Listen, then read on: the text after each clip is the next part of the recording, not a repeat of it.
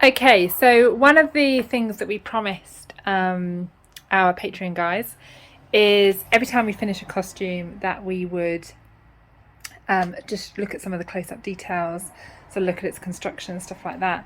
So this is just a very sort of basic one, but it says the 1730s Mantua.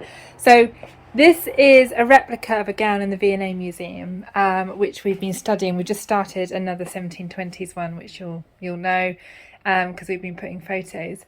So we've been using the methods on this and another one and a third one to kind of create the teaching course and use the methods for this one. So basically, we're going to look at the gown on the table as well, out flat, but we just thought we'd start off with her on the mannequin and try and do you a little bit of a video. So while it's dressed up, basically, we actually didn't make our stomacher quite big enough. Can you just see the stays underneath? And you can just see it down here as well. It's a bit of a pain in the bum, but what we think we're going to do is we're going to dress the petticoat over so that we can raise this up just a smidgen. But that means we'll have a slight bit of bulk here, but it just means then it's wearable. So this is pinned in two ways. So this is an area that we're still kind of trying to understand. But basically, on a lot of on all the early gowns that we've studied, there's what we call the inner ledge. Trying to do this one-handed is not the easiest thing. Hang on, So as I'm unpinning this, and the mannequin's wobbling, that's the edge pinned down. But do you see this inner ledge here? So we're actually kind of not even sure if they only pinned this inner ledge and that this robings weren't or were pinned down. We've tried looking at originals and you can't overly see pin damage, not enough to be able to kind of conclusively say that's how they're dressing, whereas you can see on stomachers an inch in, interestingly, almost exactly always an inch, there's a row of pin marks going down the side, sort of parallel to the side of the stomacher. So we know that that's one way that they're pinning or sewing, obviously. So let's just undo this side. So there's the inner ledge and the inner folds of the robings. So yeah, we're pretty sure that this is a ledge that they base the ribbons on, the ties on, stuff like that, and that it's a foundation. You know when you see those paintings where the robings are loose, it could just be that they're completely not pinned in, or it could be that they've got this inner ledge pinned on, but not the robings. Okay, so back again to the video because I had a bit of a cut off. So this is the second robing sewn down, and that's the inner linen strip. So if I just take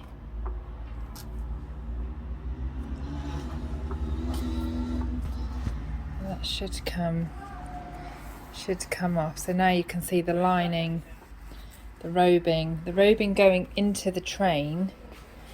And if I unloop this, you can see how that is all one part, and if I unpin this,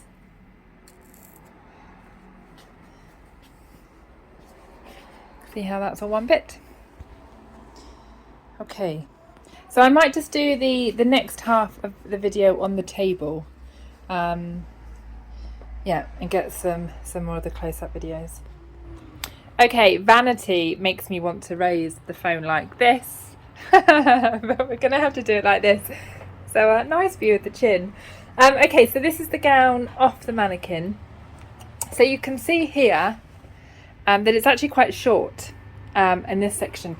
And actually, interestingly, the early description of the Mantua says how sometimes it can be half skirt or full skirt. So it's possibly where this difference between the nightgown and Mantua and this style comes from. That's early research, that's not definite yet, but it's kind of an idea we're playing with.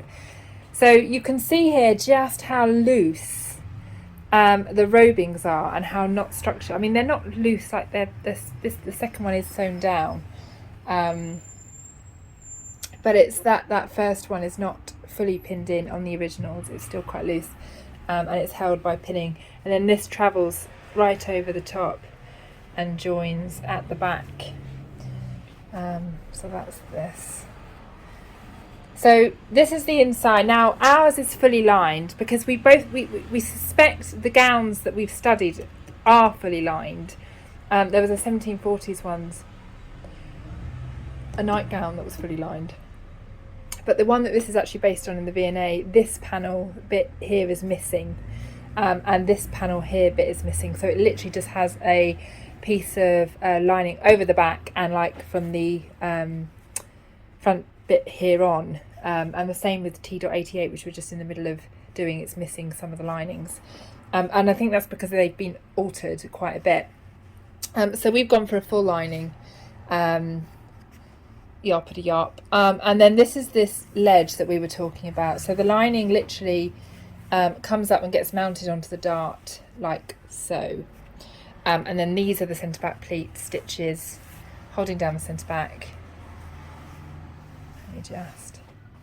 And then this is the bottom of the back bodice seam going on into the train.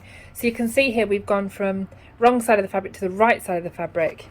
And this is just the way it's been folded so that you can get all that drape. If I pull this over, you can see here correct side of the fabric, wrong side of the fabric.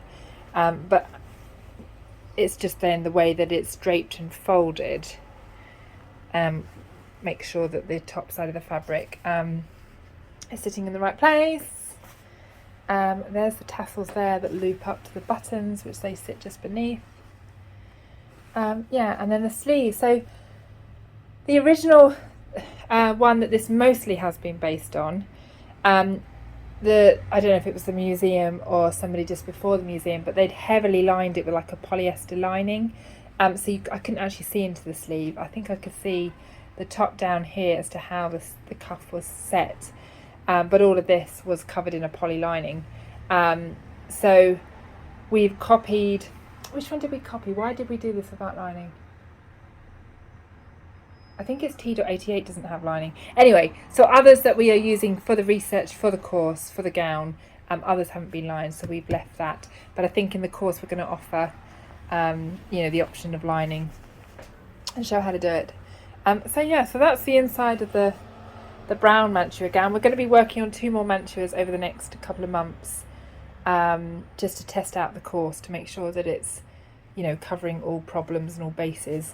That's the brown floral with 3 petticoat underlayers and the hoop.